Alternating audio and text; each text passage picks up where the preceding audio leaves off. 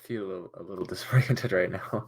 But hello, everyone. Welcome to Williams Leapings, number 73, the weekly update for the 27th of January. Wow, we're already really far into the month, 2024.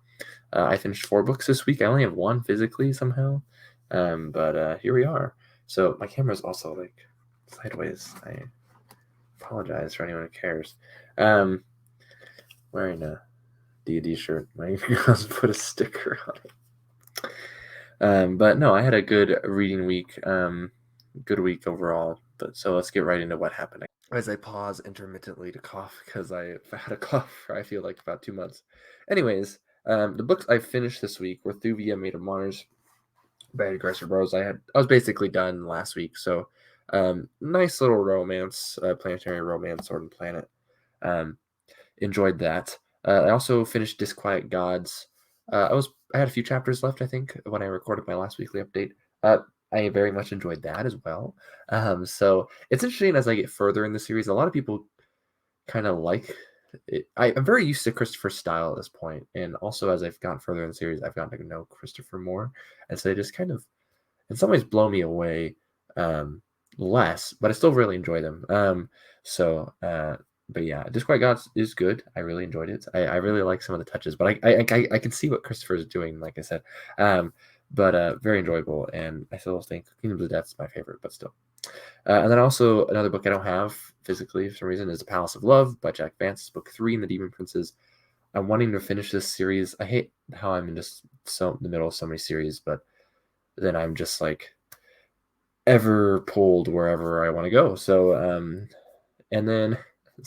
I enjoyed this one. This is interesting. It kind of basically in the same vein as the first two novels, but a little different, obviously. So I enjoyed it, like I said. And then I continued Don Quixote. I didn't read very much. That first week I read it a few weeks ago. It was the most I've ever read in it. And then I also finished Spear before I forget. Spear by Nicola Griffith. I started that one this week and finished it. It's very short. I don't have a physical copy of that one either. I was not really much of a fan of Hild by Griffith, but that didn't really keep me away from trying Spear, and I'm glad I did because Spear is really good. I really, really like Spear. It's a very wonderful tale. Evokes a lot of good things, a good Arthurian tale, and but also they call it a Celtic Arthurian tale. It does similar things to Rosemary Cycliffe's Sword at Sunset, I feel like, but it's still very different from that. But Sword at Sunset has been a favorite of mine for years, ever since I first read it when I was like 15 or so. Anyways, very, very much enjoyed Spear. It's hard to say between either that or Disquiet Gods are probably my favorite reads this week. Sorry. The other books I've been reading this week, I'm still in Cormier. I did make some good progress after I finished Disquiet Gods, but I'm not quite halfway there yet, which is unfortunate. But it's quite a long Forgotten Realms novel. But I am enjoying it. You just get so much at Greenwood. It's not very silly at Greenwood. It's very serious at Greenwood. And Jeff Grubb has some nice touches too. For example, Mist, the Dragon Mist makes a cameo in this. I also started Midnight at the Well of Souls. I'm getting pretty close to done with this one. I've had this one for years, and my brother pointed it out to me when we were looking for stuff with mega structures because we read Ring World, thought that was awesome, and we're like, let's find something else with mega structures. And this has a well world, which is kind of an artificial world thing going on. It's really weird though. It does actually kind of feel similar to Ring World in some ways, but really different in a lot of ways. First off, metamorphosis is just such a common thing here, like sex change, weird like alien species changes. It's really interesting. But it's a fun adventure. We're kind of getting like I said, wound down, getting towards the end. But it's got a little centaur lady on it, so that kind of gives you an idea. And then there's another cover from Bane because this is the Del Rey, I think. Yeah, the Bane cover I think also has a centaur in it. And another book I'm pretty close to done with now is I think I started it this week though. I think I read the introduction right before I got Disquiet Gods, so I don't think I mentioned this last week, but Shadows of Sanctuary, which is book 3 of Thieves' World. This is the original Velez cover, edited by Robert Aspirin and Lynn Abbey. Um, this is great. It's funny. There's 7 stories, and 5 of the 7 are by women, um, and they're all good. In fact, my least favorite story is probably Andrew Offutt's, which is probably the most popular author of of the group. Maybe not. I'm not sure. So, um, but I'm at the last one now. I've just started A Man and His God by Janet Morris. And the last time I read a a one of these, which was late 2022, I was really blown away by Janet Morris's style.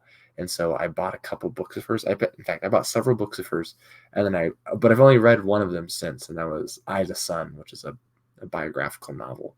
Uh, Again, my review has like no views, but um, very good, and I'm really enjoying this one. I don't have a copy of it's a Storm Season, I think. Something like that. It was number 4. So yeah, that's basically the books I'm reading. Book 3 is still with my girls. But yeah, that's basically it. I did get a little book haul. Actually, I went to the bookstore for the first time in several months. Used bookstore that's in the city, about 30 minutes away from me. Speaking of low amount of views, though, my review that came out today, Beyond Rejection, was one of my top 10 books last year. If you watch my top 10 video, it's got very low amount of views, like very low, even compared to most of my other views. And that might be because YouTube's not promoting it because of the thumbnail, which there's nothing really I could do about that. It's really the best thumbnail I could have gotten, but yeah, a really good book. So, um, but yeah, the books I got at the bookstore I was mostly going for like standalone things. I put several back. That's always what happens. I go to a bookstore, I find what intrigues me, and I pick it up, basically. And then I'm like, this is too much, so I put them back down. Right. I got a free book because they do like a punch. You buy 10, you get a free one. So I got an old Timescape book, which I thought would be cool. It says Where Time Winds Blow by Robert Holdstock. I've read one book by Holdstock, and that's Mythical Wood. I read it right around the time I started this channel, a few months after I started it. And I've had Lavendus. I've had it for years. I still need to read Lavendus, but I like Holdstock enough. So I was like, oh, I found the cool standalone sci-fi book that I bet does some cool stuff. And I just like Timescape. Timescape's cool to find. So I got that. If anyone has any thoughts on that, Reddit or whatever. And then also, I don't have any novel by Samuel R. Delany. And I wrote an essay on him once. I hadn't actually read anything by him at the time. But I found Tales of Never Yawn. I think there's a novel called Never Yawn. I'm not really sure. This is not the original cover, but I guess it's pretty revealing for both men and women. Their clothing. But I just heard sword and sorcery tales, right? So it's like 5 tales: the tale of Gorgic, the tale of Old Ven, the tale of Small Sark, tale of Potters and Dragons, tale of Dragons and Dreamers. Right, and I was like, hey, some sword and sorcery, like, and Samuel R. Delany, who again, like, I haven't really read. I know he's more known for sci-fi. Uh, I've read one short story by him since I wrote that essay, and that was in the Big Book of Cyberpunk, and I didn't really enjoy that story. And so hopefully I enjoy these. If anyone's read that.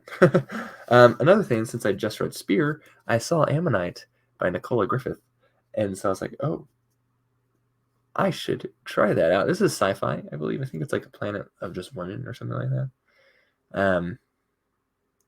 Yeah, so I don't know. Sounds like an interesting premise, but it's cool. It's got this Vonda McIntyre blurb on the back, and Vonda McIntyre, I think, had a story in Shadows of Sanctuary. I think she's actually the very first story.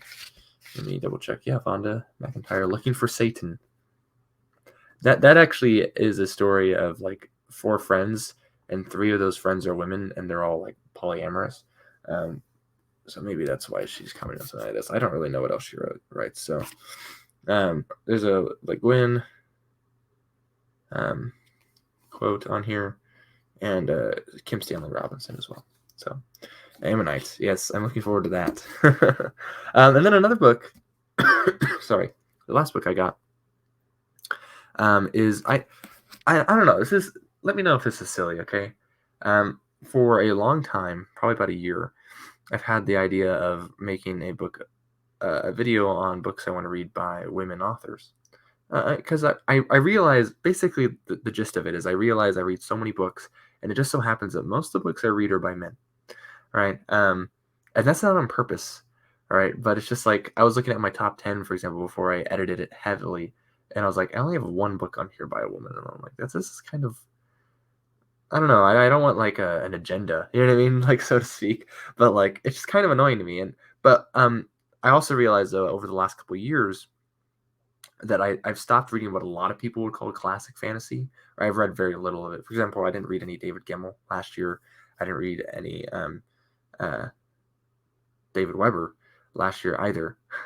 Um, and I like Drenai, for example, and I like War God by those authors, and I want to read more by them. And then I was like, I read like so little of like female authors from those time or women authors from that time. Um, and they call it classic. A lot of people call it classic fantasy. What they really mean is fantasy from the 80s. Epic fantasy from the 80s and 90s is what I think a lot of people mean when they say classic fantasy. Because it's not very classic compared to the older sword and sorcery stuff. But also the older sword and sorcery stuff doesn't have as many authors that are women until later, right? Then you'll get Joanna Russ and C.J. Cherry and Tan Flea and stuff like that, which are also authors I've been, wanting to read. Heck, I have their books right here. I have, the next C.J. Cherry I want to read, which has an awesome Wayland cover, and I haven't read it. And I read the first book like about 2 years ago now, and then I also have The Birthgrave by Tam Lee, which I think might be her debut, but also Sword and Sorcery. And so like I just have so much I want to read.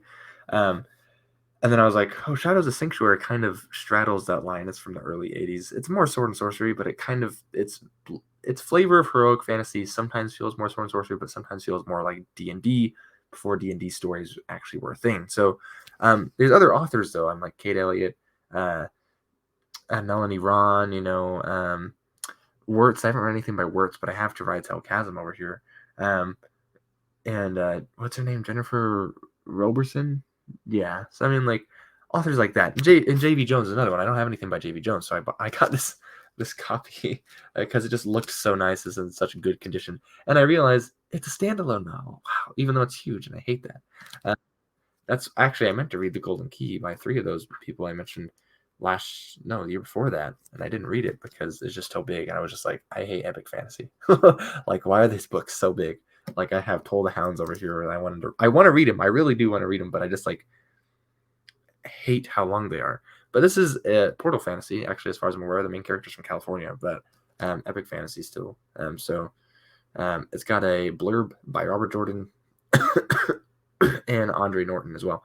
And Andre Norton's another one. I've read one novel by Norton, found another novel over on my shelf forever by her, and it's not even long because she's one more of those sword and sorcery-esque type people. So, anyways, that's my rambling thoughts. Gosh, there's just too much to read, guys. And I slowed down too in my reading. Oh man. Anyways, let me know how your week's been, how your reading's been. Thanks for anyone who watches. I really appreciate it. I will catch you next time.